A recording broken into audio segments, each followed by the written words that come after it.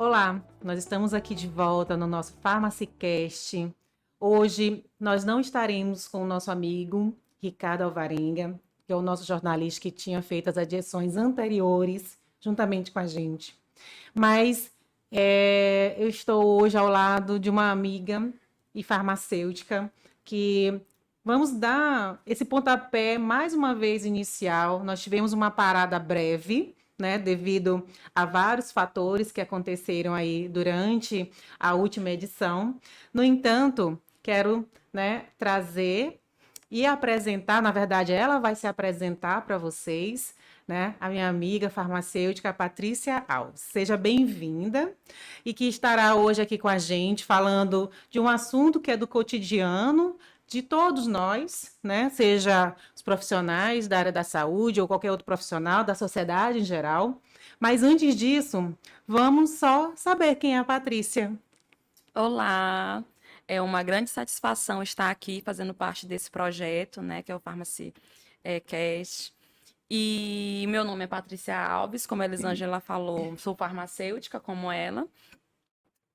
Tenho especialização em microbiologia geral, sou mestre em ciências da saúde e a minha trajetória profissional, ela iniciou na farmácia hospitalar, né? E como farmácia hospitalar, eu passei muito tempo aprendendo da área, crescendo na área. Tive o privilégio de começar em um hospital que buscava ter uma gestão da qualidade, que buscava ter títulos de acreditação, então eles tinham um foco muito forte na segurança do paciente.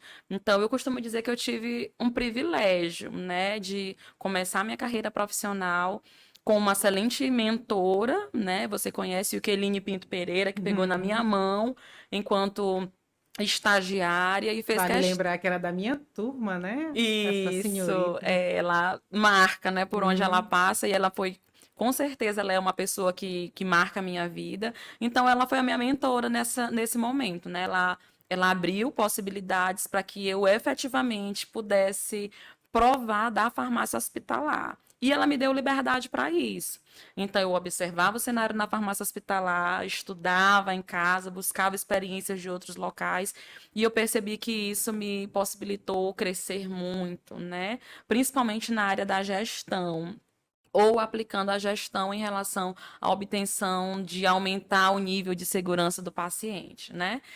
Depois disso, eu caminhei pela docência, né? Acabei descobrindo aí outras habilidades, né? Que até então eu não conhecia, né? Entrei na docência, gostei da docência, me aprofundei na docência, por isso que busquei fazer o mestrado.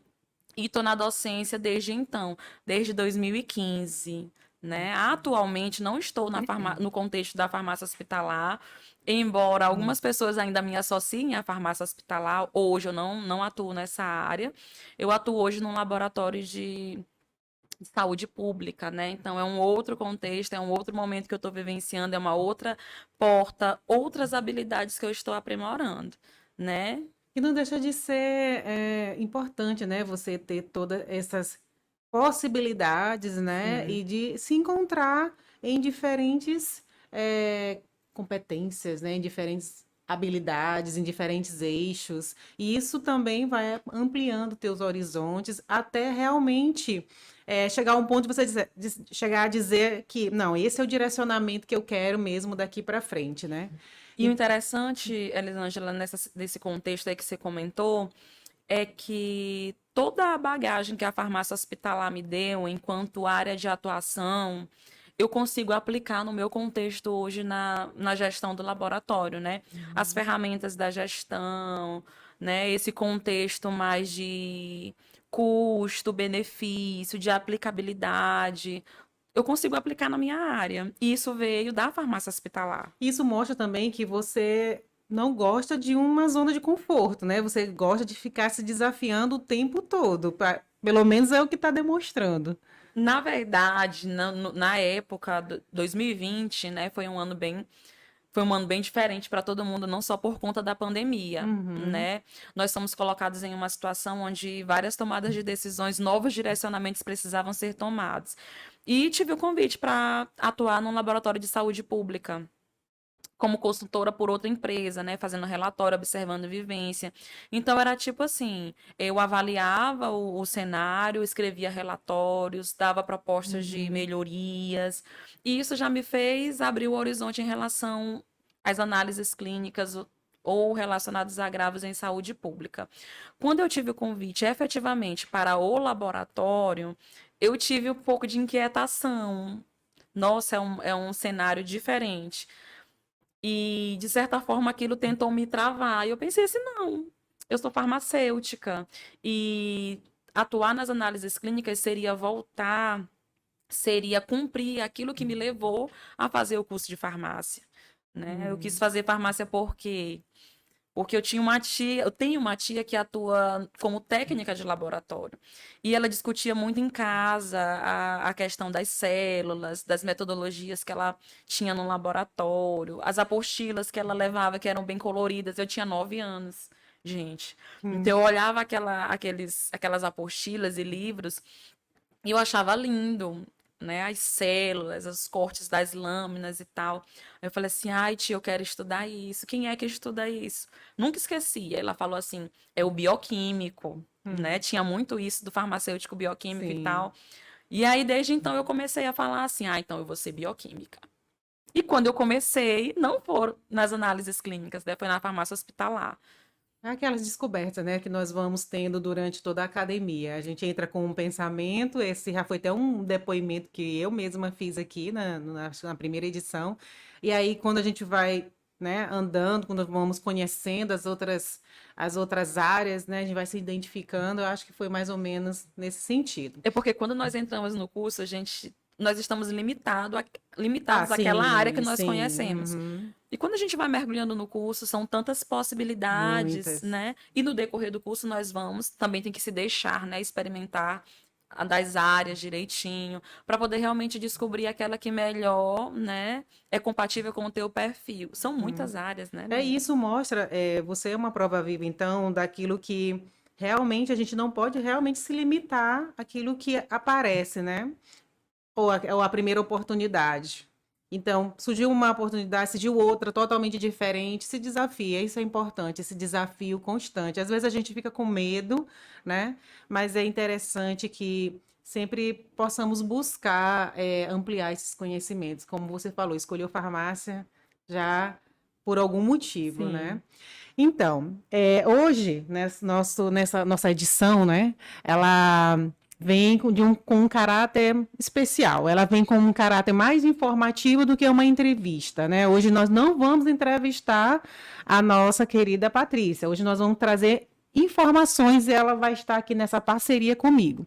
Então a gente vai de vez em quando tentar mesclar, né, esse momento do nosso Farmacicast, uma conversa, uma entrevista com algum convidado e algumas vezes trazer algo que seja interessante. Então a gente aceita até sugestões, né, ou algum ponto que seja interessante que seja colocado e que a gente traga essa discussão para o nosso Farmacicast. E a nossa escolha hoje é exatamente sobre as formas farmacêuticas, né?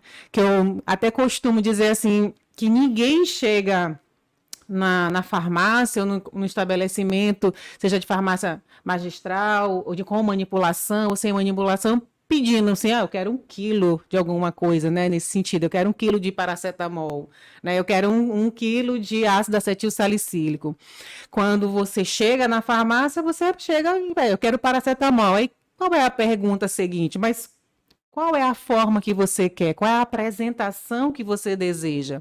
Mas além de você saber exatamente qual é a apresentação, você tem que saber a importância dessa característica, né? Qual é a influência que ela vai dar no nosso resultado final, né? Então é isso que nós vamos tentar abranger de uma forma resumida, porque é um assunto muito extenso, mas a gente vai tentar trazer exatamente esses aspectos, né? A importância da forma farmacêutica, que ela está associada diretamente à sua via de administração e que a gente precisa ter esse discernimento do que é um comprimido, do que é uma cápsula, do que é uma gota oral, gota oftálmica, gota otológica e assim sucessivamente, né?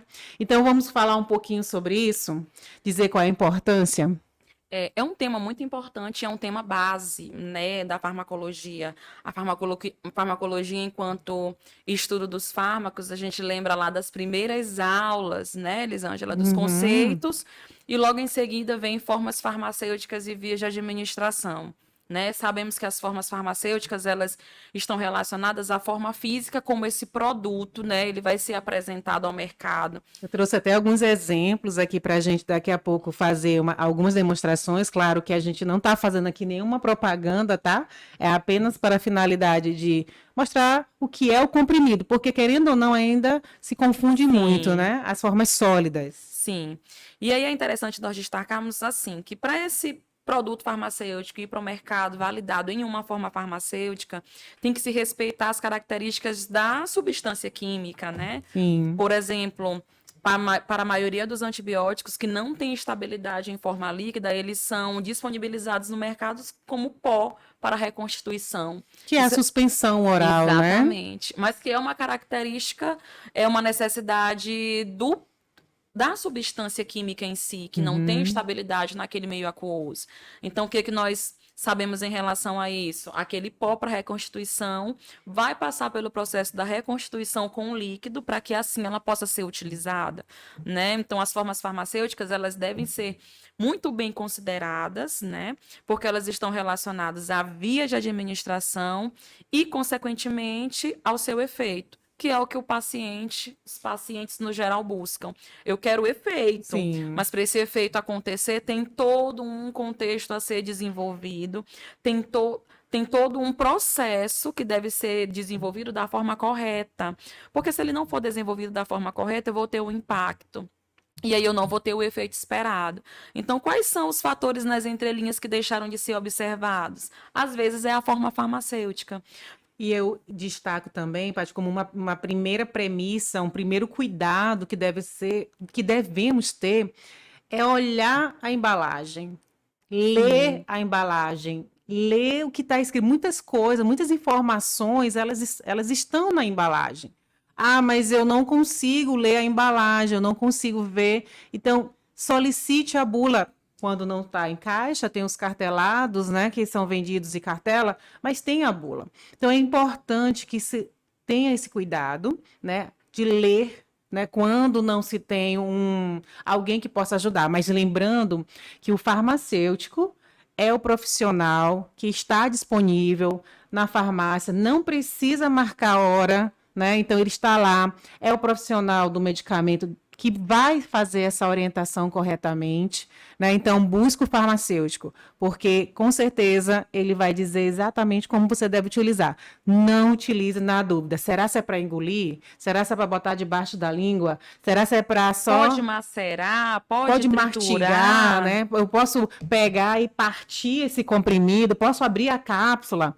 Então, todos esses detalhes, eles são importantes que a gente destaque aqui, porque ele vai se influenciar aí na resposta final. Aí depois a gente não consegue entender, mas o que que aconteceu, né? Eu O medicamento fiz. não fez o efeito, né? Eu não tive o sucesso terapêutico que era esperado, né? Uhum.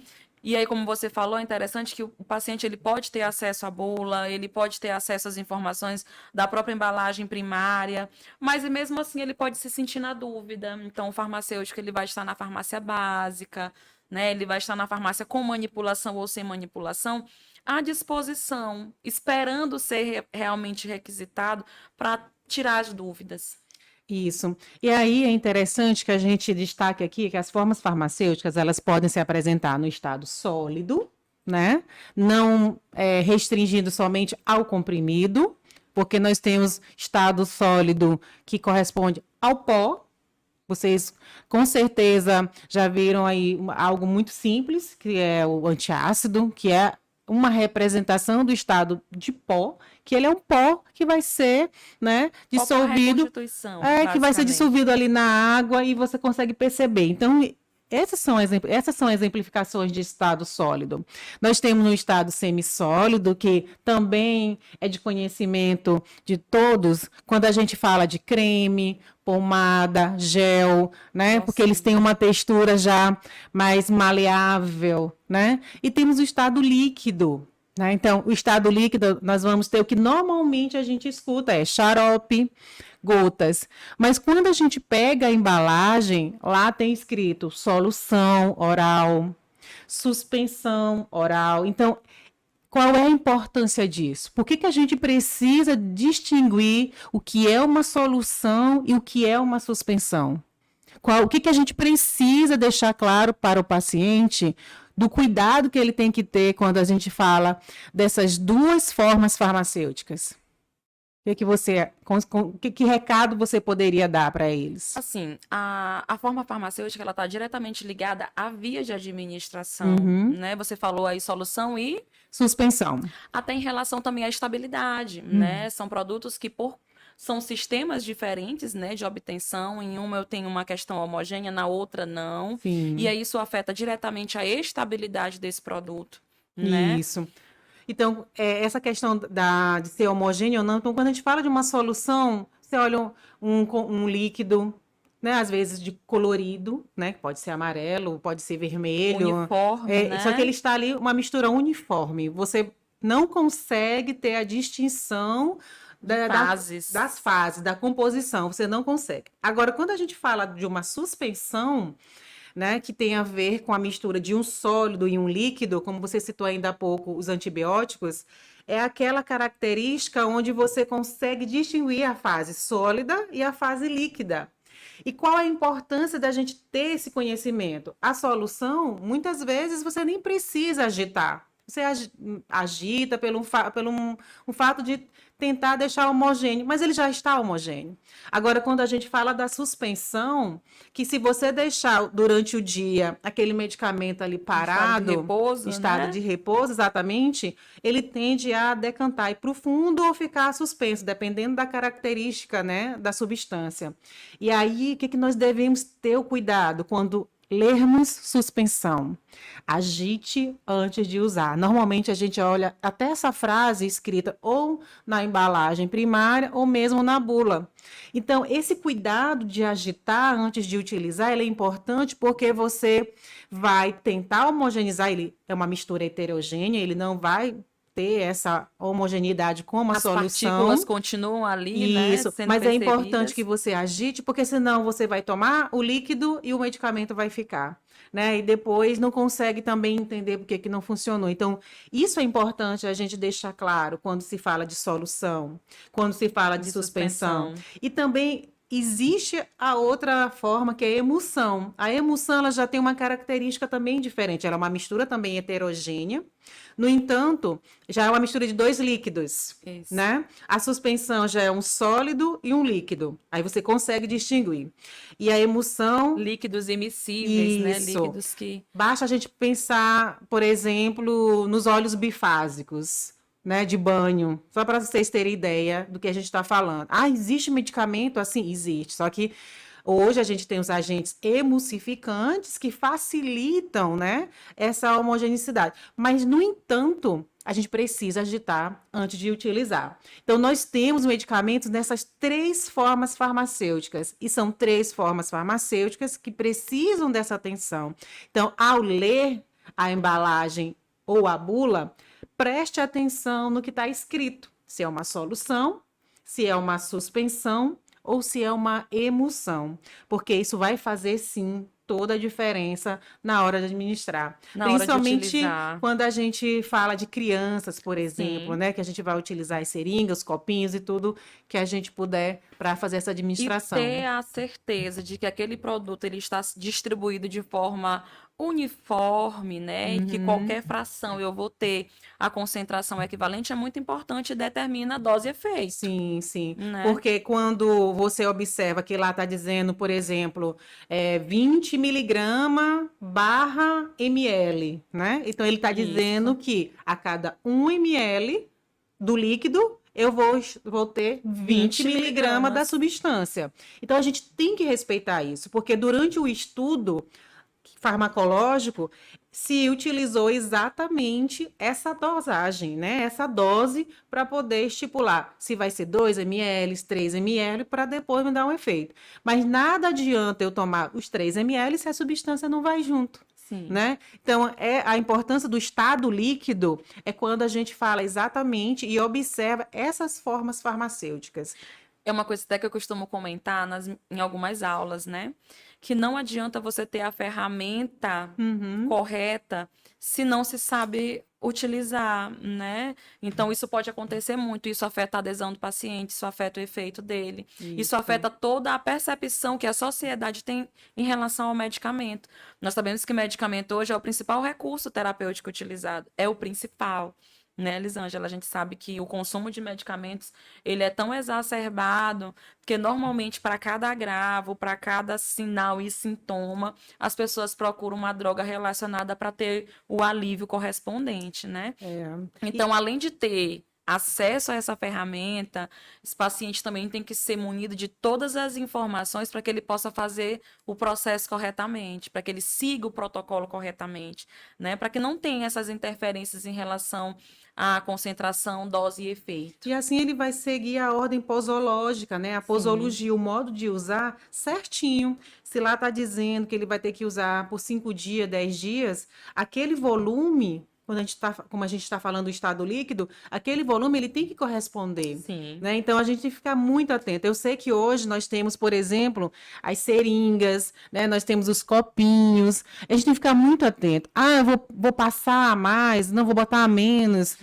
Não é bem assim, e nós né? estamos comentando aqui muito no sentido da ausência do efeito, né? Ou do efeito diminuído.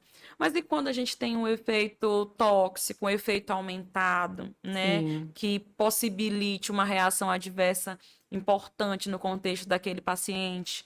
Dependendo das comorbidades que esse paciente tem, pode ser uma interferência importante, pode gerar como consequência um agravo para a saúde daquele paciente. Então, tem as duas vertentes. Tem a questão do subefeito, ausência do efeito, mas também do efeito aumentado. Então, é interessante que toda vez que olharem um frasco, dificilmente a gente escuta alguém pedindo assim, eu quero uma solução de paracetamol, né? Eu quero uma solução de pirona. Normalmente a gente solicita, eu quero xarope, eu quero gotas e tudo. Mas observem o que está escrito na embalagem, na bula, né? Vejam se é uma solução oral, se é uma suspensão, se é uma emulsão, porque esse cuidado é um fator primordial até para você administrar. Sim. Então, eu não vou pegar simplesmente a embalagem, abrir e administrar o medicamento. Eu tenho que observar. E aí, isso vai fazer, sim, toda a diferença, né? Sim. Quando a gente espera, principalmente, o efeito desse medicamento de uma forma mais rápida. Eu vou só destacar uma coisa. Nós estamos falando bastante da questão do paciente sim. em si, né? Mas avaliando outro contexto, por exemplo, nos hospitais nós temos na padronização vários sólidos orais, né? Nós temos o comprimido revestido. Que também é uma outra importância, que aí eu já vou te cortar um pouquinho, mas lá na embalagem também diz, aí está escrito comprimido mastigável, comprimido revestido, né? Comprimido de liberação prolongada, isso. cápsula gelatinosa mole, gelatinosa dura, com microgrânulos, são muitas. Depois é até importante a gente trazer aquelas siglas, né? Para poder explicar o que significa o XL, né? O SL. Sim. Então, são as siglas que, de vez em quando, aparece que as pessoas ficam, mas não é Tilenol. Tem Tilenol e tem Tilenol DC, né? Tem glifage XR. Essas siglas também são importantes e tem a ver também com a forma farmacêutica, né? Exatamente. Tem a ver com a questão das metodologias de fabricação, tem a ver com as metodologias de liberação do princípio ativo no organismo, tem a ver também com a forma como ele vai ser utilizado, porque no âmbito domiciliar, o paciente ele vai fazer a deglutição, ele vai fazer aquele protocolo descrito, mas no âmbito hospitalar existem algumas metodologias que são validadas no meio hospitalar, que é até o uso off-label, por exemplo, medicamentos que são utilizados por sonda, sólidos orais que são utilizados por sonda. O sólido oral ele não foi testado ou validado para ser utilizado por uma sonda de alimentação. A gente fala nas sondas. Que sondas são essas? Porque muitas vezes o paciente ele está utilizando sonda de alimentação enteral. Então, como o alimento está sendo dado por aquela via, muitas vezes os medicamentos que são prescritos sólidos orais também são administrados por aquela via. Só que para isso eles passam por mudanças Não, e farmacotécnicas. fora as interações que pode E acontecer que já, aí, já né? é, já é É outro é outro assunto. assunto, é uma outra discussão. Uhum. Mas só falando da forma farmacêutica em si, existem formas farmacêuticas que podem ser trituradas, mas tem forma farmacêutica que não pode ser triturada, porque a metodologia de fabricação, a sua forma farmacêutica, ela foi idealizada para liberação em um determinado contexto, em determinado órgão.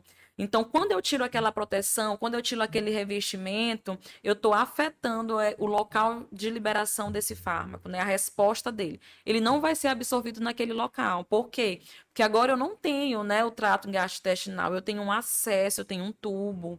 Então, o que acontece muitas vezes, o revestimento contido naquela forma farmacêutica é liberado naquela solução, porque é assim que é feito, eles trituram, né? É uma metodologia, pessoal, que leva muito em consideração a questão risco-benefício e as outras alternativas que esse paciente tem.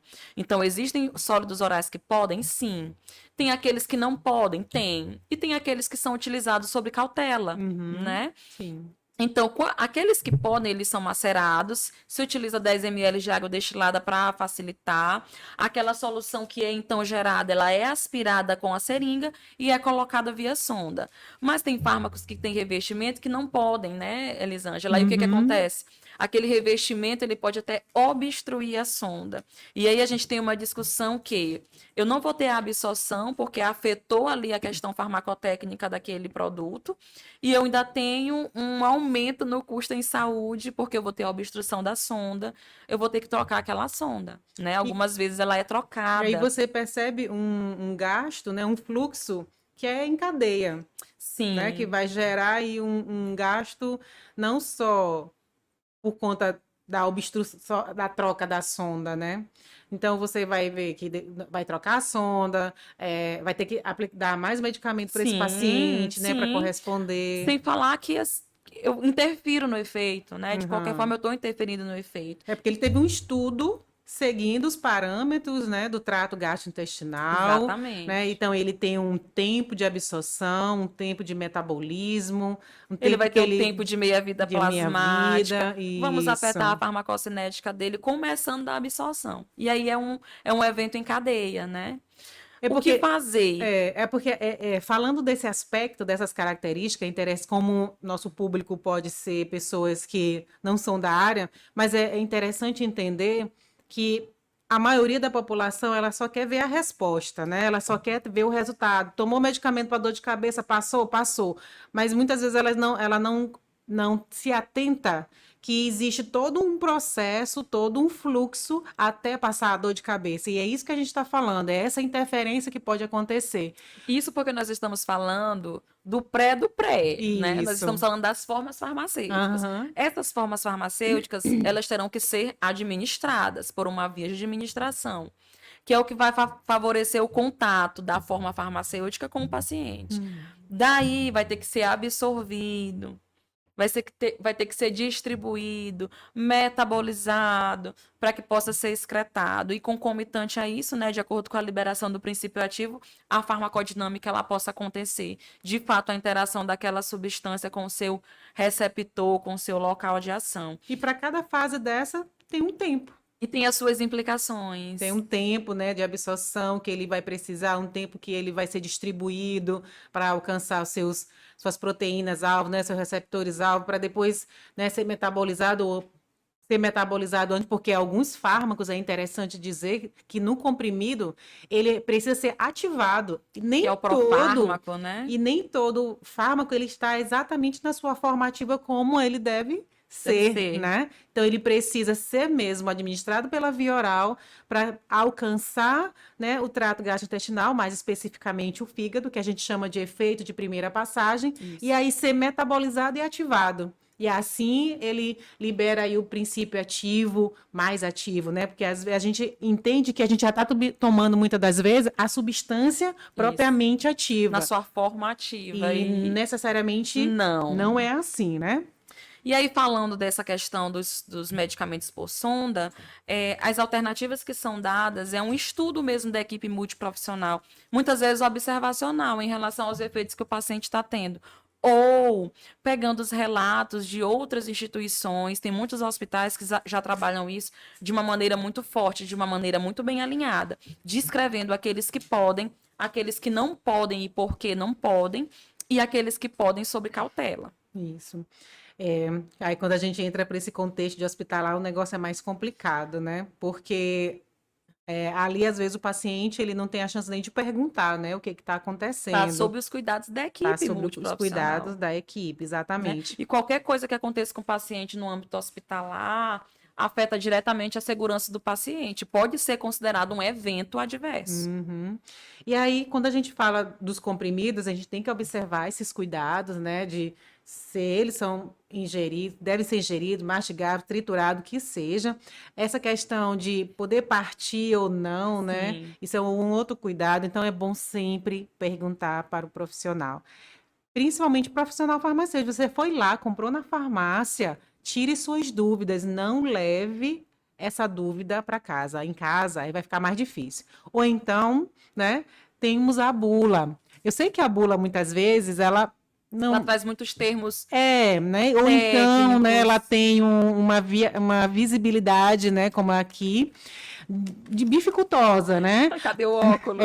Só que nós já temos algumas mudanças que já foram solicitadas. Hoje elas estão com letras maiores, elas estão como forma de pergunta, né? Então, como eu devo usar? Quais são as reações, né? Então, é importante que se leia. O medicamento é uma substância que você está ingerindo, é uma substância química que, por mais mais simples que seja, ele tem sim suas implicações. Ou que pareça, O que pareça ser simples, né? né? Ah, não, mas eu comprei, estava ali na gôndola, né? Foi uma coisa que estava ali, ninguém nem me informou. Ok, mas pergunte, pelo amor de Deus, porque nós temos muitos agravos, muitas complicações devido, principalmente a esses medicamentos que são isentos de prescrição, né? Que estão ali disponíveis, muitas vezes você acha que eles não vão trazer nenhum prejuízo, e é importante que a gente saiba. Um outro cuidado que é importante que a gente também fale aqui é sobre as cápsulas, né? As cápsulas também elas têm os seus cuidados, as suas observações. Então aqui a gente trouxe algumas que elas podem ser de diferentes tamanhos, diferentes cores, diferentes formatos, porque nós temos as cápsulas moles, né, que a gente chama, e as Gelatinose. cápsulas duras, né? E a gente pode abrir cápsula? Pode. O que a gente fala para esse povo? Se pode ou não abrir cápsula? Não pode. N- Não Não. deve. Aí a gente tem que observar qual é o medicamento. Hoje eu só sei de um medicamento que pode abrir, até então, né? Mas normalmente, se a gente está falando de uso oral, de cápsula de uso oral, né? Não é para abrir, minha A gente. orientação é que não, justamente pelas próprias características farmacotécnicas, Isso. né? Essa substância Uhum. ela tem uma sensibilidade maior. Ela não vai resistir ao pH ácido do trato do estômago, né? Então, se eu tiro essa proteção, eu estou expondo essa substância. Isso. Então, aquelas que são consideradas para a via oral, Eu, elas não devem E mesmo eu posso estar ser. causando até um dano na própria região bucal, né? Sim, Porque, assim, no momento que eu abro essa cápsula e exponho as substâncias que estão lá dentro, que muitas vezes elas têm um odor desagradável, sabor um também sabor, não é né? nada agradável. E isso dificulta, ou ela pode causar um dano, porque ela já entrou em contato direto com a mucosa. E a nossa boca, ela possui uma sensibilidade muito grande, né? Isso que você falou é importante, que às vezes a gente não se atenta. Quando você abre as cápsulas, os aerossóis também dispersam, né? Você pode estar ali inalando também, É verdade. né? Uhum. Então é mais uma coisa a ser observada, a ser pensada e possivelmente discutida, Sim, sim. né? E aí, um ponto que veio à minha cabeça agora foi exatamente as pessoas que têm dificuldade de ingerir cápsulas e Que isso comprimidos. acontece muito. E eu tinha uma amiga, eu tenho, né, na verdade, ela está viva, graças a Deus, mas ela tem uma dificuldade de ingerir comprimido, que ele só falta o que que a gente pode falar, né, para essas pessoas que têm essa dificuldade de ingerir comprimido. Primeira coisa, procurar forma farmacêutica em outro estado, né? No estado líquido, por exemplo. Porque a gente sabe que nem toda substância ela se Ela vai apresenta. disponibilizar, né, de várias formas Isso, ela farmacêuticas. não se apresenta em todas as formas farmacêuticas, principalmente quando a gente fala de comprimido, cápsula, né? O xarope, o gotas. Então, a primeira coisa que a gente vai tentar orientar é nesse sentido. Então, vamos ver se tem essa substância, ela sendo apresentada no estado líquido, né? Ou na forma de suspensão, de solução, o que for. Porque a dificuldade de engolir ela ficava com o medicamento, aí tomava água e nada do comprimido O que é que vai descer. acontecer com esse paciente se ele não for bem orientado e se alguma estratégia não for elaborada para ele? Isso, Ele vai abandonar a vai. terapia. Esse e a forma farmacêutica, o tamanho da cápsula, o tamanho do comprimido, a dificuldade De de deglutir. deglutição, né? Isso tudo vai influenciar na adesão do paciente. E aí ele não vai seguir um tratamento, principalmente se for um tratamento de uso contínuo, de forma adequada. Porque isso vai ser, de alguma forma, um sacrifício para ele toda vez que ele for ter que tomar esse comprimido, ele vai ficar horas e horas. Fora que o comprimido, na sua maioria, né, ele vai desmanchando na boca, porque além da água, nós temos enzimas. Nós temos na saliva, né, enzimas que elas vão ali, né, destruindo, vão digerindo, né, as formas farmacêuticas que a gente que permanece ali, até porque quase todos os comprimidos e cápsulas eles têm amido, por exemplo, né? Então, o amido ele é sim digerido aí já a partir da boca e pode começar a afetar a liberação do princípio ativo no lugar onde não é. Então, a dica é tem dificuldade de ingestão ou de deglutição de formas farmacêuticas no estado só, avise o médico, né? Ou se for comprar um medicamento na farmácia, avise o farmacêutico, olha, eu não consigo ingerir comprimido. Tem outra forma que eu possa estar levando?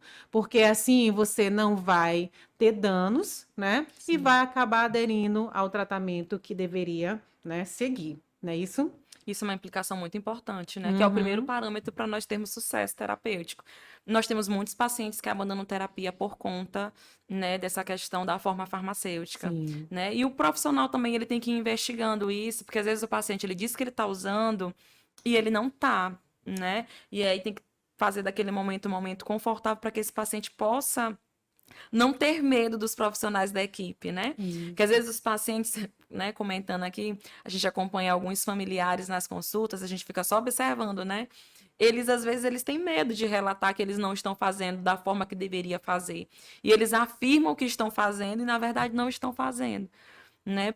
E a gente também, a gente está falando muito aqui da forma da via oral, mas a gente tem que lembrar que as formas farmacêuticas elas têm diferentes vias de administração, né? Nós podemos lembrar coisas normais, aqui mesmo olhando para o nosso rosto, né? Nós temos a via ocular ou oftálmica, né?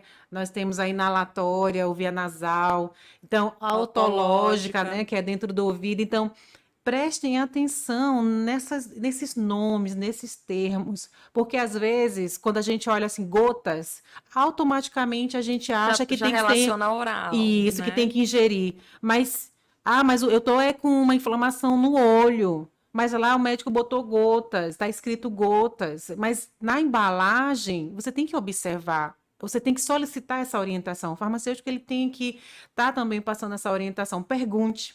E se está escrito gotas oftálmicas, é para você aplicar na via oftálmica e não ingerir. Já aconteceu isso, sabia? Sim, Eu já tive paciente que chegou dizendo que, na verdade, no caso dele, porque, claro, gente, a gente entende que existe alguns termos como otológico. Não é um termo comum de se escutar, né?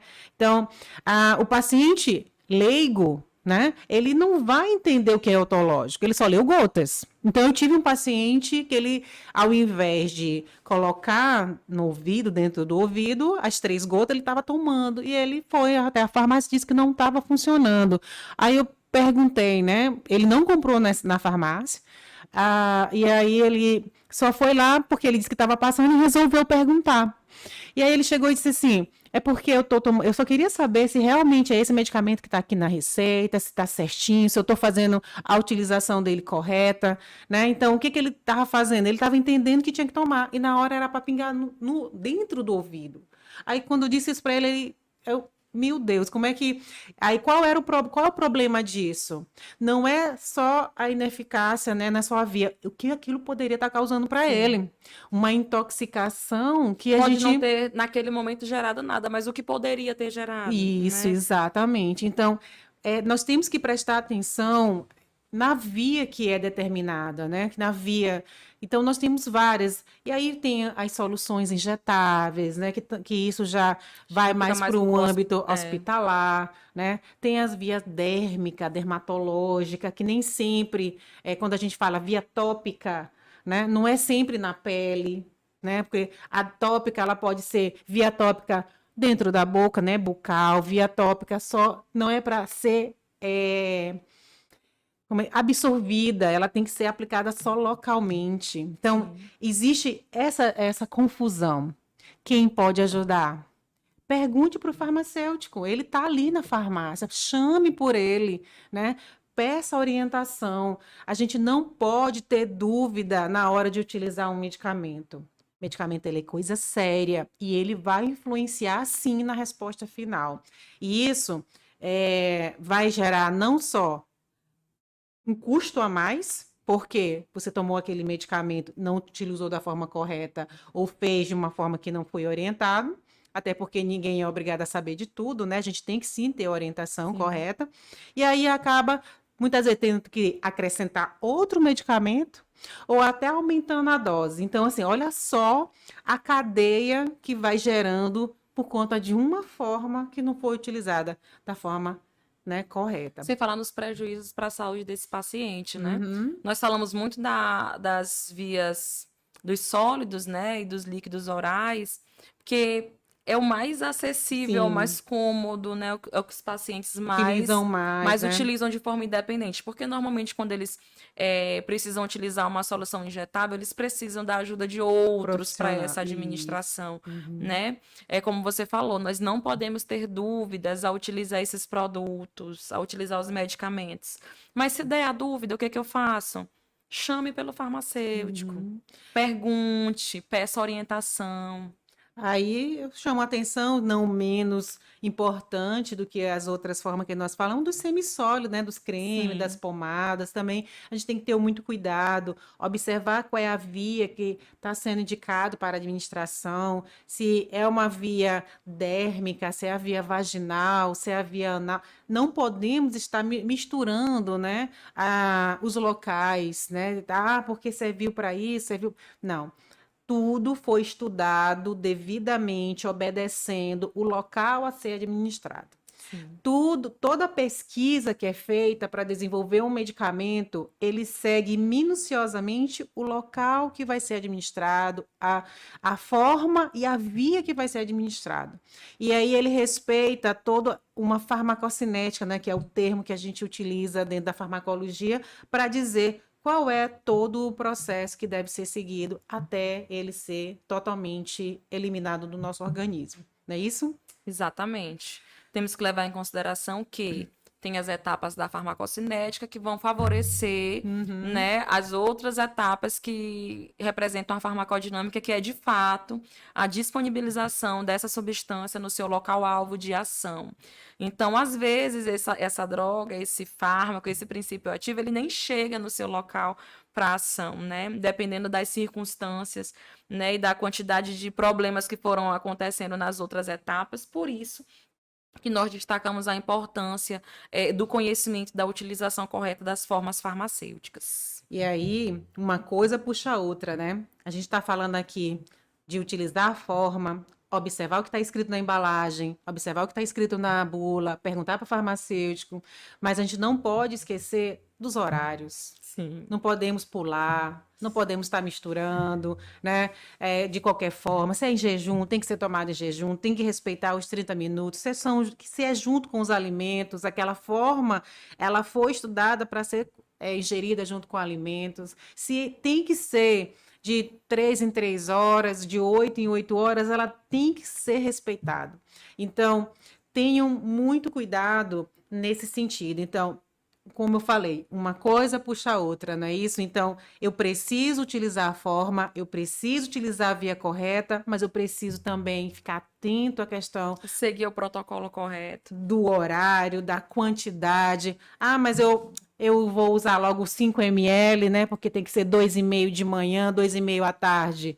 Não é assim que funciona, né, Pátia? E aí Então, nós já vamos vendo, né, pessoal, que temos muitos tópicos a serem abordados, tem muita coisa para ser bem discutida, bem elucidada, para deixar o paciente mesmo com a clareza, né, do quanto ele pode contribuir para uma terapia correta e efetiva.